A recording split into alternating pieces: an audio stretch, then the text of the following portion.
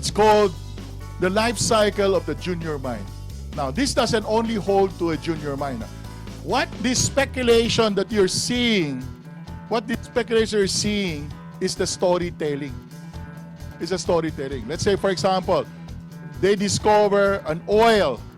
They discover a new product. Diba? They discovered a way of making us young.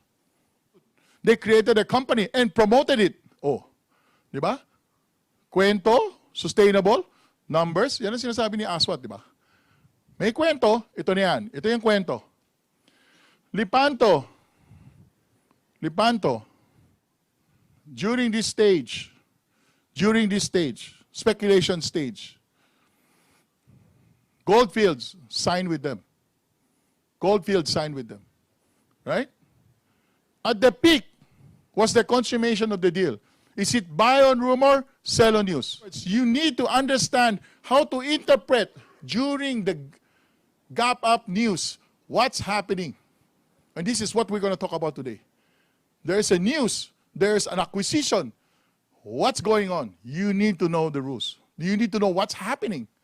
Right? There's a news eh. Lumabas ang news eh. Di ba? Right? So at the very least, is early stage, is that you need to be able to see it. And it's all declared in the PSE Edge. They have to disclose it, that there is this company that is buying. And Goldfield is one of the top 5 companies in South Africa. Right?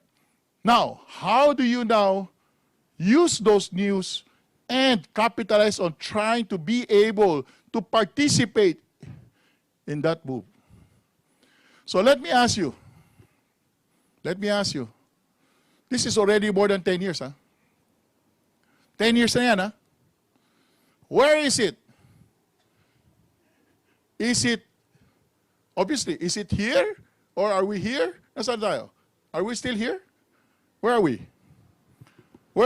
In other words, if you look at this chart, after this spike, speculation, all the way down, Goldfields bought into the company. Goldfields put in another $100 million to look at all the different reserves.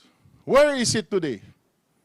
It is still somewhere here, right? And trying to build sign with the government. Until today, 10 years na yan, huh? They are still signing, looking for the DNR to approve building the... No, the visa is done. Under development. They couldn't even put it into action because the government said, hindi pwede. Environment. Indigenous people. And this is the biggest gold company already. Right? So if you don't understand it, you're in trouble. This is even worse. I was exposed to this company when I visited them in Beijing, and they did the presentation. 2004. This is Ivanhoe, before it became TRQ. Similar, the number 3 ore body in the world, in the Mongolian Gobi Desert. I was in Beijing. I was exposed to the company. So I followed that company because I'm always a mining, at that time I was always operating mining companies, was Mobilisan. Because this was pure speculation. So in other words, 2004, 2005, you see all the different things that's happening today. Goldfields, TRQ, is it making money or not? It's making a lot of money. But the stock is still the same. Why? Very good question. Why? I don't know also.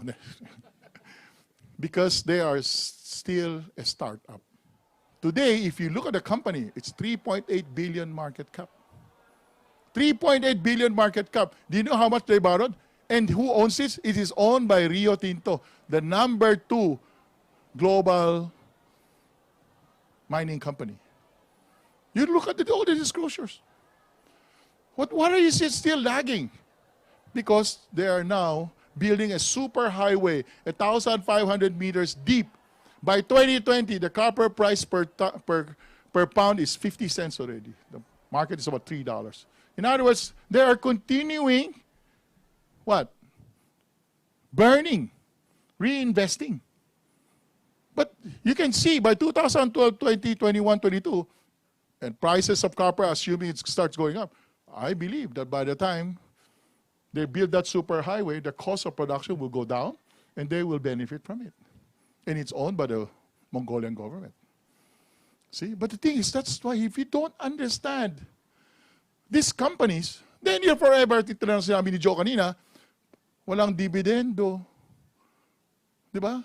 So you need to understand. That's why it is not so easy to just be trading in and out. But you need to know the stories behind it. You need to know the numbers. You need to know really what is going on. Because if you don't know that, you can get stuck forever.